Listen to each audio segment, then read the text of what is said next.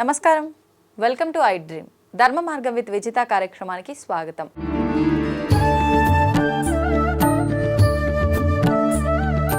ప్రస్తుతం మనతో పాటు ఉన్నారు ప్రముఖ ఆధ్యాత్మికవేత్త డాక్టర్ వంశీ కృష్ణ గణపాటి గారు. ఇప్పుడు వారితో మాట్లాడి మరిన్ని విషయాలు తెలుసుకుందాం. మనకున్న సందేహాలన్నింటినీ కూడా నివృత్తి చేసుకునే ప్రయత్నం చేద్దాం. నమస్కారం గురువుగారు. గురువుగారు, మన సనాతన ధర్మ ప్రకారం కానీ మన వేదాల్లో కానీ చెప్పిన విధంగా ఒక తిథిని బట్టి కానీ ఒక రోజుని బట్టి కానీ ఆ రోజు విశిష్టత ఏంటి అని కొన్ని నిర్ణయించబడ్డాయి. అలా తీసుకుంటే ఏకాదశి చాలా విశిష్టమైనదని చెప్పి ఆ రోజు చేసే ఉపవాసం కానీ ప్రతిదీ కూడా చాలా మంచిది అని చెప్పి దైవ కార్యాలు చేయడం వల్ల చాలా మంచి ఫలితం ఉంటుందని చెప్పి చెప్తూ ఉంటారు. ఇప్పుడు మనకు రాబోయే ఏకాదశి వైకుంఠ ఏకాదశి. ఆ రోజున ఎటువంటి విధానాలు ఆచరించాలంటారు? వైకుంఠ ఏకాదశికి ప్రధానమైన కర్తవ్యం అందరూ చెప్పేది ఉత్తర ద్వార దర్శనం అంటారు. అవునండి, ఉత్తర ద్వార దర్శనం అని పిలుస్తారు. ఉత్తరం అంటే అందరూ నార్త్ అనుకుంటారు. తూర్పు వైపు తిరిగితే ఎడమ వైపు ఉండేది ఉత్తరం అని చెబుతూ ఉంటాం కదా. దర్శనం అంటే ద్వారం అంటే డోర్ కదా. అవునండి, ద్వారబంధం. దర్శనం అంటే చూడడం. మామూలుగా ఉత్తర ద్వారాన్ని చూస్తే సరిపోతుంది అని మనకి అనిపించేటటువంటి సామాన్యమైనటువంటి అర్థం అంతే కదా. అవును, అంటే ఉత్తరం వైపు ద్వారం ఉంటుందని అర్థమా? ద్వారాన్ని చూడాలా? ఏం చేయాలండి? ద్వారాన్ని చూడాలా? ద్వారంలో ఉన్నవాడిని చూడాలా? ద్వారం లోపల నుంచి చూడాలా? ఎలా చేయాలి?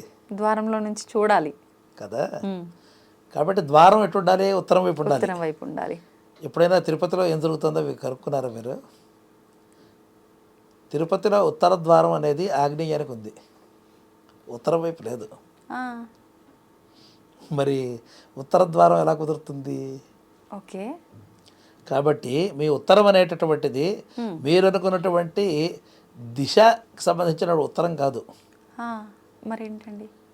మీరు భారతదేశం యొక్క ఒక చిత్రపటం చూడండి, మ్యాప్ చూడండి. ఆ పటంలో కన్యాకుమారి కింద ఉంటుంది, కాశ్మీర్ పైన ఉంటుంది కదా. కాబట్టి పైన ఉండేది ఉత్తరం కదా. ఓకే, తూర్పు పడమర ఉత్తరం దక్షిణం. కాబట్టి ఉత్తరం అంటే పైన. కాబట్టి నీ యొక్క చూపు పైన ఉండాలి అన్న తాత్పర్యం. దేనికంటే పైన అంటే దానిపైన వైకుంఠ ద్వారం అని మరో పేరుంది. కుంఠ అంటే కుంటు పడడం, ఇబ్బంది పడటం.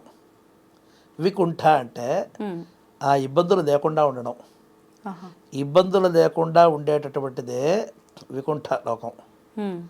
ఆ వికుంఠ లోకంలో ఉండేటటువంటి వాడే నారాయణుడు. ఆయన పేరు వైకుంఠుడు అనమాట. విగత కుంఠ యస్మాత్ సహ వికుంఠ. ఎటువంటి ఇబ్బందులు లేనటువంటి లోకం అనమాట. మీరు ఫ్లైట్లో వెళ్ళినప్పుడు మనకి కెప్టెన్ ప్రకటిస్తాడు 38,000 అడుగుల ఎత్తులో మనం ఎగురుతున్నాము అని. అదే హెలికాప్టర్స్ ఉన్నాయనుకోండి 10,000 అడుగులు 5,000 అడుగులు ఉంటుంది. మీకు విమానాలు హెలికాప్టర్స్ రెండింటినీ పోలిస్తే మీకు హెలికాప్టర్స్లో ప్రమాదాలు ఎక్కువ జరుగుతూ ఉంటాయి.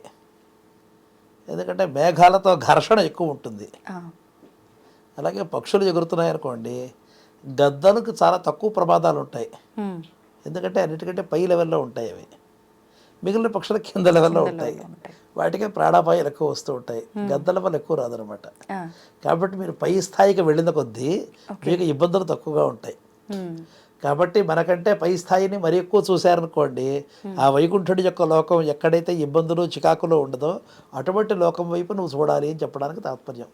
ఉత్తర ద్వారము అంటే ఆ స్వామి ఎక్కడో పైన ఉన్నాడు, విశ్వవ్యాపకుడుగా ఉన్నాడు. భూపాదౌ యస్కనాభిర్విగదసుర నిల చంద్ర సూర్యౌ చ నేత్రే కర్ణావాసా శిరోద్యౌ ముఖమపి దహన యస్క వాస్తేజమబ్ధి అంతస్థంగ్యస్క విశ్వం సుర నర ఖగ గోభోగి గంధర్వదైత్యై చిత్రం రమ్యతేతం త్రిభువన వపుషం విష్ణుమీశం నమామి.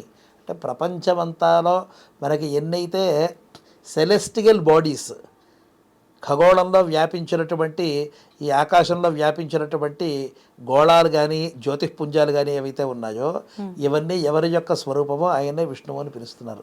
ఆయన మొత్తం ప్రపంచమంతా ఉన్నా కూడా మనకి కింద చూసే అవకాశం లేదు కాబట్టి ఇక్కడి నుంచి పైన చూసినట్టయితే ఆకాశం గెలాక్సీ అంతా కూడా విష్ణువు యొక్క రూపంగా ఉంటుందన్నమాట. కాబట్టి ఎప్పుడైనా సరే ఇటువంటి కష్టాలని ఇటువంటి ఇబ్బందులని అధిగమించి నేను ఆ దేవతా మండలానికి నేను చేరుకోగలిగిన స్థితిలో, అంటే ఈ శరీరంతో చేరుకుంటామని అర్థం కాదు, అది ఒక సూక్ష్మరూపంతో అయినా అక్కడికి చేరుకోవాలని ప్రతి మనిషి సంకల్పం చేసుకోవడానికి ఇది ఉత్తమమైనటువంటి అవకాశం. కాబట్టి ఉత్తర ద్వార దర్శనం అంటే స్వామి పైన ఉన్నారు, ఆయనది చూడడానికి ఇది అవకాశం. కాబట్టి ఆ భగవంతుడి యొక్క రూపాన్ని దర్శనం చేసుకోవడానికి మీరందరూ పైకి ఆలోచించండి అని చెప్పేది ఉత్తర ద్వార దర్శనం. ఆలోచనలు ఉన్నతంగా ఉండాలి. తర్వాత ఇప్పటి నుంచి మీకు రాబోయేటటువంటి 6 నెలల పాటు ఉత్తరాయణం ప్రారంభం అవుతుంది కాబట్టి అన్ని యజ్ఞాలు కూడా ఉత్తరాయణంలో చేస్తారు. యజ్ఞం అంటే యజ్ఞో వై విష్ణు, యజ్ఞం యొక్క చిట్ట చివరి భాగంలో విష్ణుక్రమణం అని పిలుస్తారు. విష్ణుక్రమణం అంటే నేను విష్ణు రూపంతో నేను అడుగులు వేస్తున్నా అని చెప్పడం అనమాట. కాబట్టి ఇవన్నీ కూడా కలిసి ఉన్నటువంటి ఒక తత్వం అనమాట. అందువల్ల ఉత్తర ద్వారం అంటే ఇప్పటి నుంచి మనం యజ్ఞకర్మను ప్రారంభం చేస్తున్నాము. ఎటువంటి కష్టాలు లేనటువంటి ఉత్తమమైనటువంటి లోకానికి నేను చేరుకోవాలి, అందుకోసం ప్రయత్నం చేయాలి చెప్పడమే ఉత్తర ద్వారం. దానికి సంకేతార్థంగా మనం విష్ణు దేవాలయానికి వెళ్ళి అక్కడికి వెళ్ళి స్వామిని సర్వవ్యాపకుడైన విష్ణువుని అంతా చూడలేకపోతున్నా కాబట్టి నేను కనీసం ఈ రూపంలో అయినా సరే ఆయన చూస్తున్నానని చేస్తూ నా జీవితం పైకి ఎదగాలి, మరింత నేను నా యొక్క జీవిత సార్థక్యాన్ని నేను పొందాలి అనుకోవడమే ఉత్తర ద్వార దర్శనం యొక్క లక్షణం అనమాట. గురుగారు, ఆ రోజు ఉపవాసానికి కూడా చాలా ప్రాధాన్యత ఉంటుందంటారు కదా, నిజంగా ఉపవాసం అనేది నెలకప్పుడు ఇంటర్మీడియట్ ఫాస్టింగ్ అని పిలుస్తున్నాం ఈ రోజుల్లో మనం.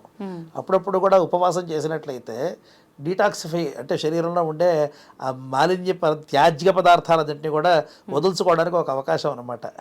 కాబట్టి ఆ ఉపవాసం ప్రతి నెలా చేయడం అనేది ప్రతి 15 రోజులకి చేయడం అనేటటువంటిది ఒక సంప్రదాయం. మీరు శైవులు అనుకోండి, శివభక్తులు అనుకోండి, ప్రతి సోమవారం ఉపవాసం చేస్తారు. చాలామంది ఉత్తర దేశంలో సోమవారం ఉపవాసం చేస్తారు. అలాగే విష్ణు భక్తులందరూ కూడా ఏకాదశి నాడు చేస్తారు. అలా ఒక్కొక్కరు అమ్మవారి భక్తులందరూ కూడా నవరాత్రులతో ఉపవాసం చేస్తూ ఉంటారు. కాబట్టి ఏదో నిమిత్తంగా శరీరంలో కొంతకాలం మనం ఇంతవరకు చాలా పోగు చేసుకుంటాం కదా, ఆ కొవ్వు పదార్థాలన్నింటినీ కూడా ఎప్పుడో ఒకప్పుడు కాస్త విడుదల చేయాలి అంటే ఉపవాసం ఒక మంచి మార్గం అనమాట. కాబట్టి అలా చేయమని చెప్తూ ఉంటారు. అది భగవంతుడి పేరుతో చేసామనుకోండి చీటింగ్, మోసం చేయడానికి అవకాశం తక్కువ ఉంటుంది. కాబట్టి భగవంతుడు అమ్మో దేవుడికి మాటిచ్చాం అనేటటువంటి ఒక గురి కుదరడం కోసం మనం ఇలా చేస్తూ ఉంటాం. ఓకే, సంతోషం గురుగారు, చాలా మంచి విషయాలు తెలియజేశారు. ధన్యవాదాలు. శుభం.